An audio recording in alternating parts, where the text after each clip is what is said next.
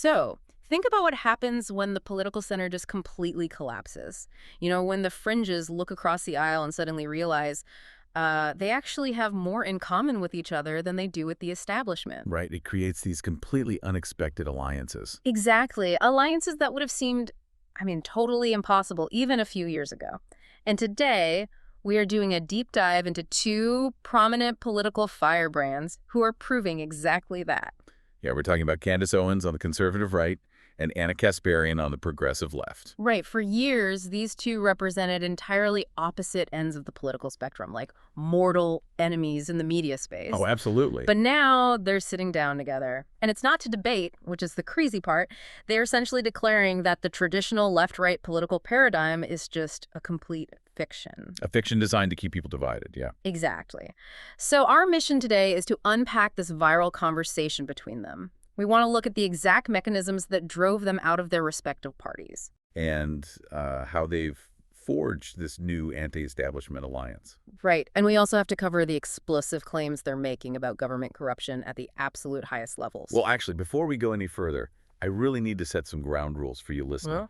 Because the source material we're unpacking today is incredibly dense and, well, it contains highly charged political rhetoric. Yeah, that's a really important point. It involves massive controversial allegations. We're talking sweeping conspiracy theories targeting major figures on both the left and the right.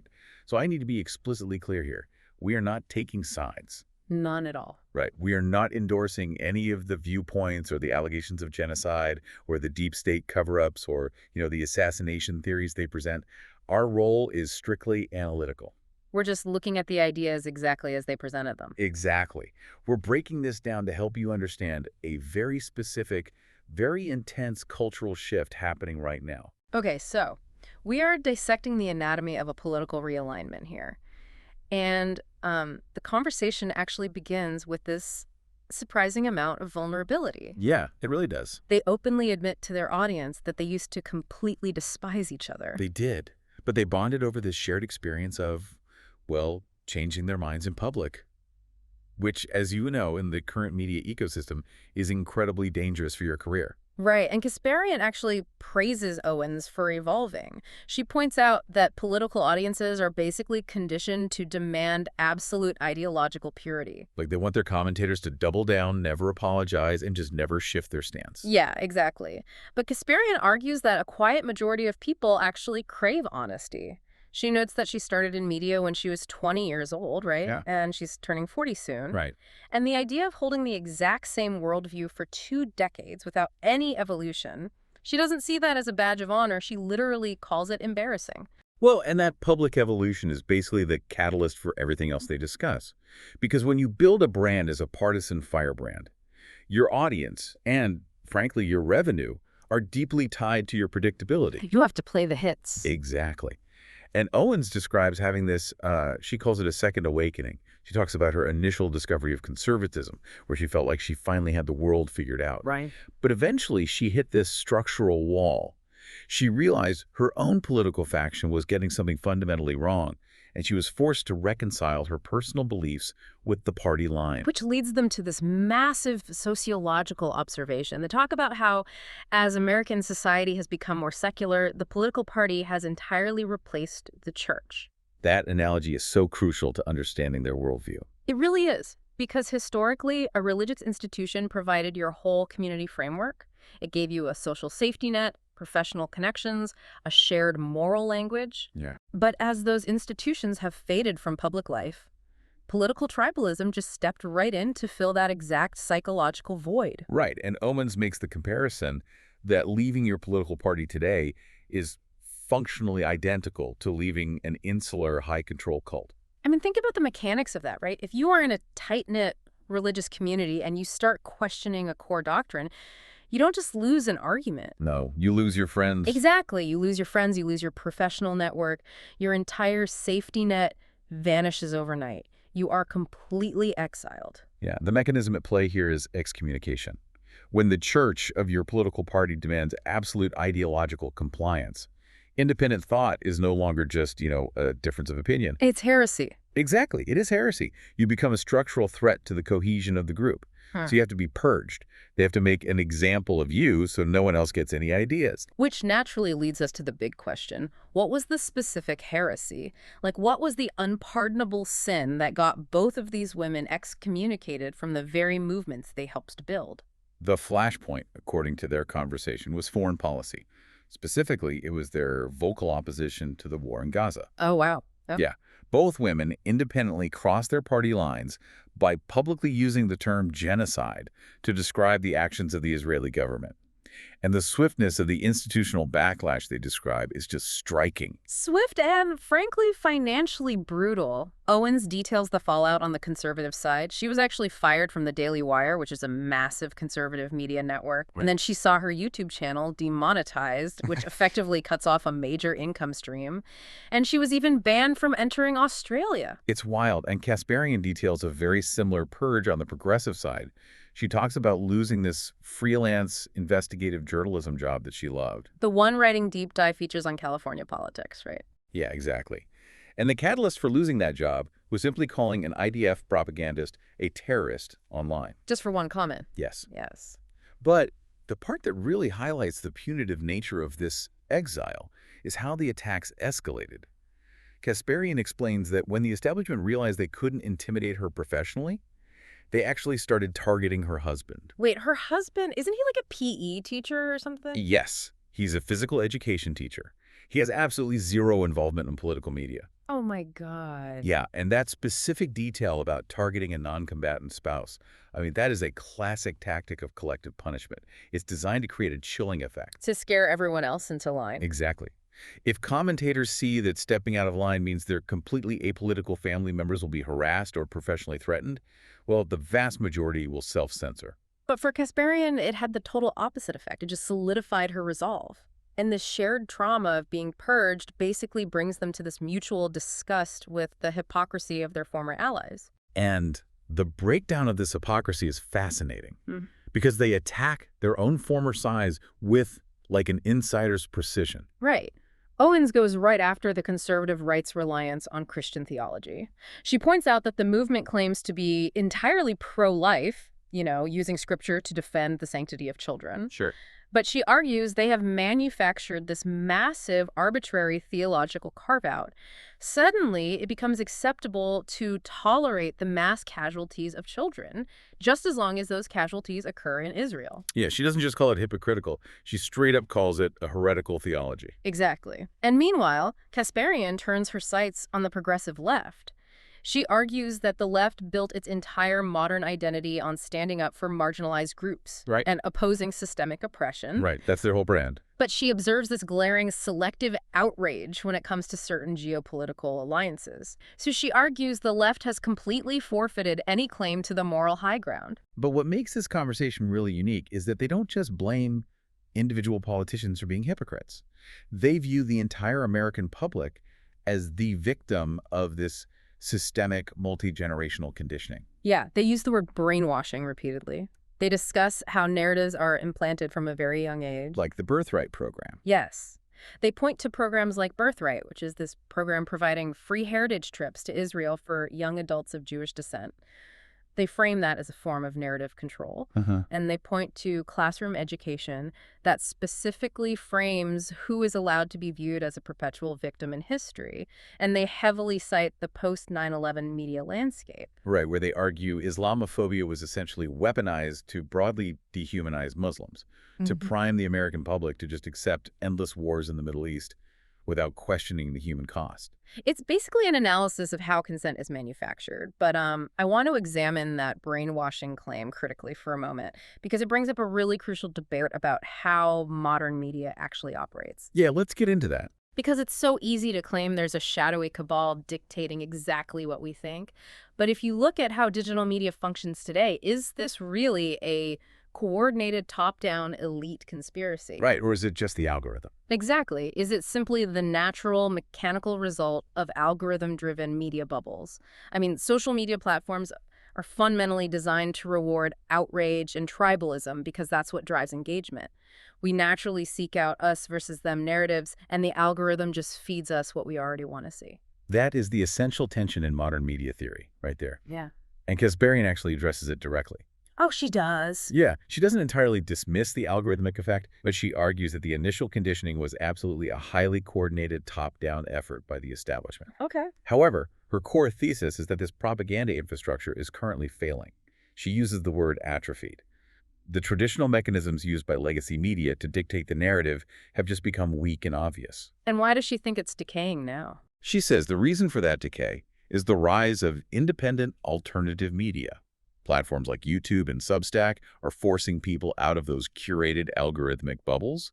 The legacy gatekeepers simply no longer have the monopoly on information dissemination they enjoyed, say, 20 years ago. Because that digital excommunication we talked about earlier basically strips away their traditional professional safety net.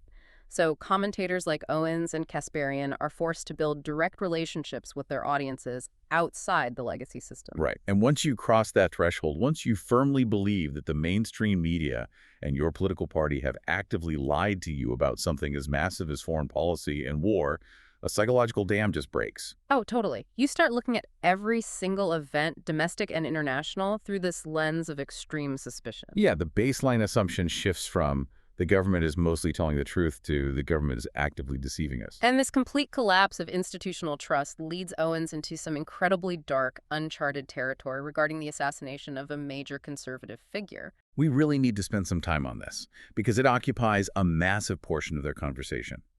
Owens dives deep into her own personal investigation into the death of Charlie Kirk. Right. And for context, Charlie Kirk was the founder of Turning Point USA, which is a highly influential conservative youth organization. Exactly. And Owens expresses a profound systemic distrust of the official narrative surrounding his assassination and the ongoing law enforcement investigation. Honestly, listening to this segment is jarring. It fundamentally reshapes how you view modern political discourse. We're so used to seeing alternative media bypass traditional journalism to break news, but here, Owens is bypassing the traditional justice system entirely. She really is. She is openly broadcasting a private homicide investigation to an audience of millions, and she directs a staggering amount of suspicion toward Kirk's own wife, Erica Kirk. The allegations are hyper-specific, too. Owens claims that Erica lied to the public about medical details. She specifically quotes a surgeon who allegedly said Charlie had a Superman neck to explain his survival or his condition. And she claims Erica fabricated the origins of certain text messages.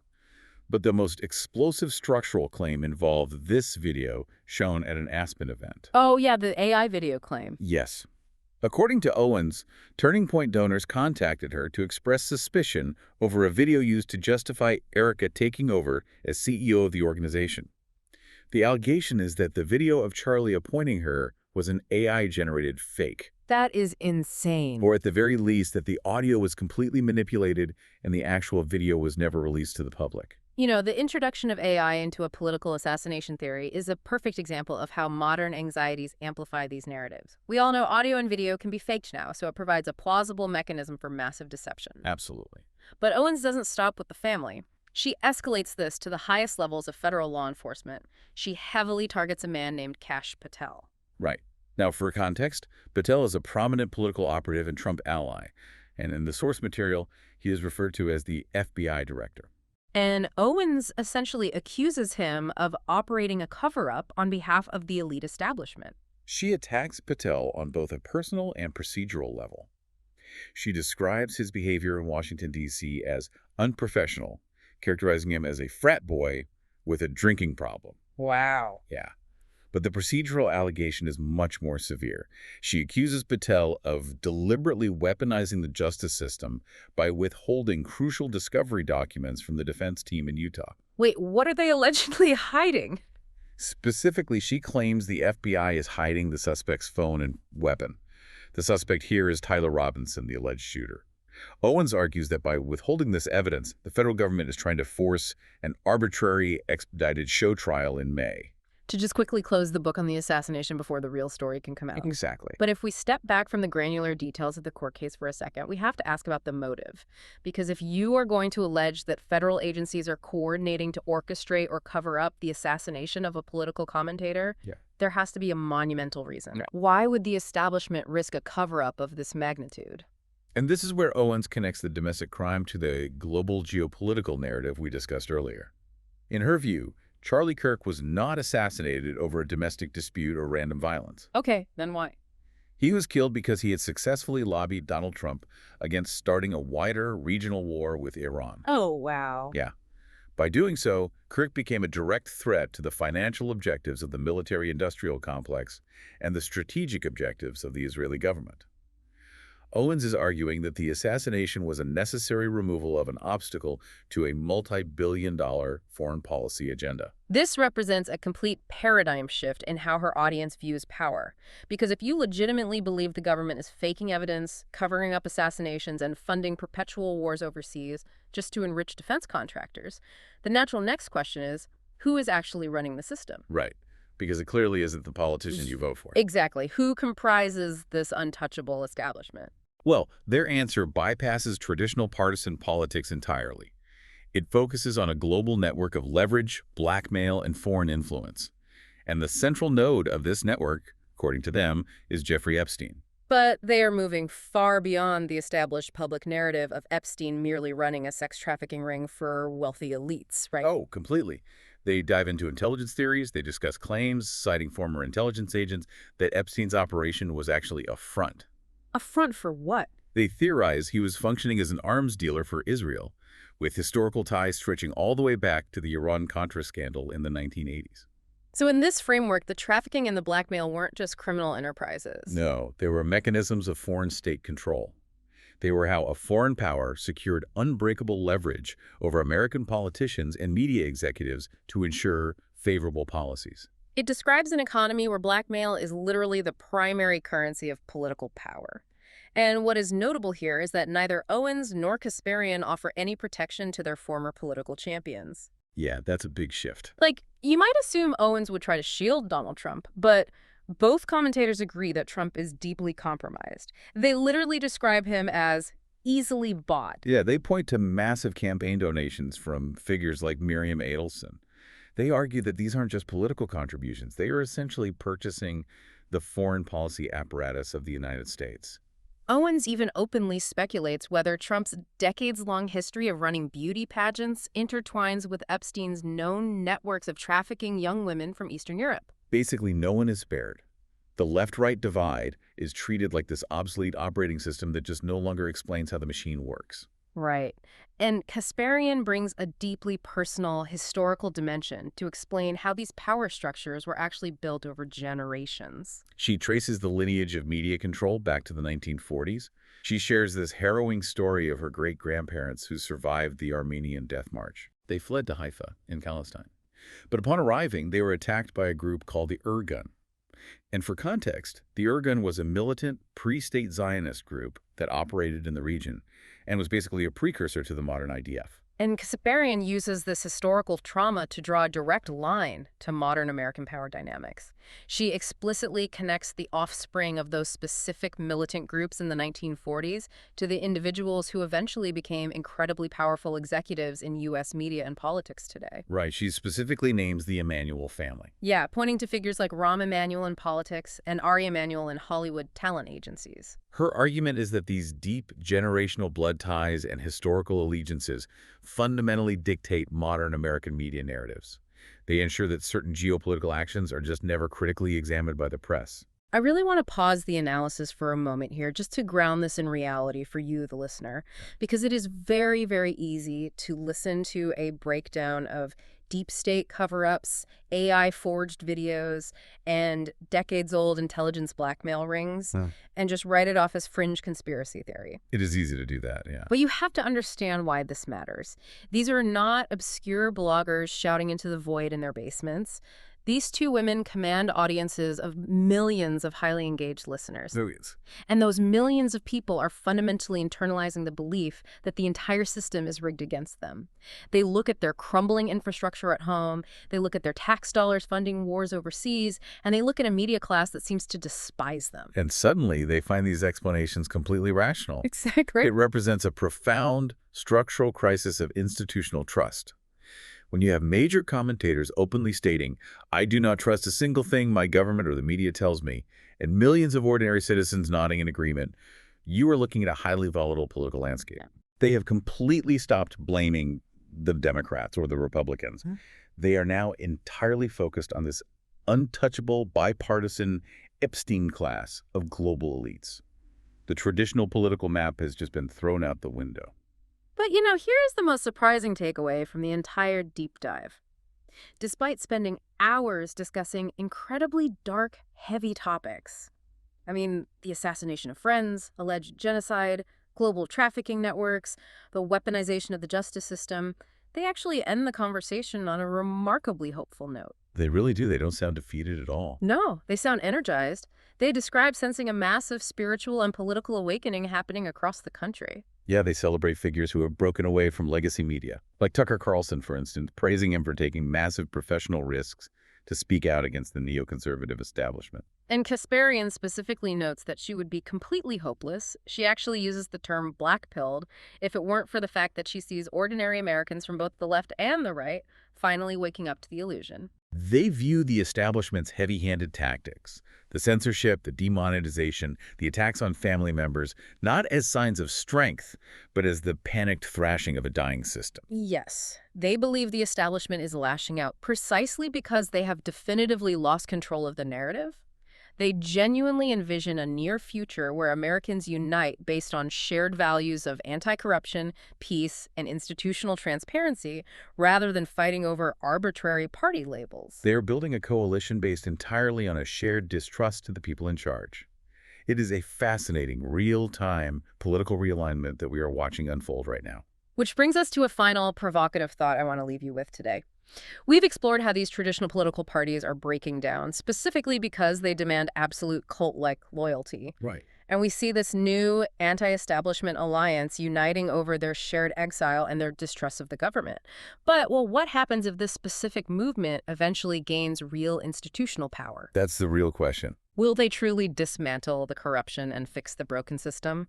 Or is human nature just so deeply wired for tribalism that they will inevitably build a brand new political cult of their own, complete with its own rigid purity tests, its own unforgivable heresies, and its own ruthless excommunications? Because when you tear down the old institutions, the void always gets filled by something. Exactly. The real question is whether the new system will be any more tolerant of dissent than the one it replaced. Something to think about. Thank you for joining us on this deep dive.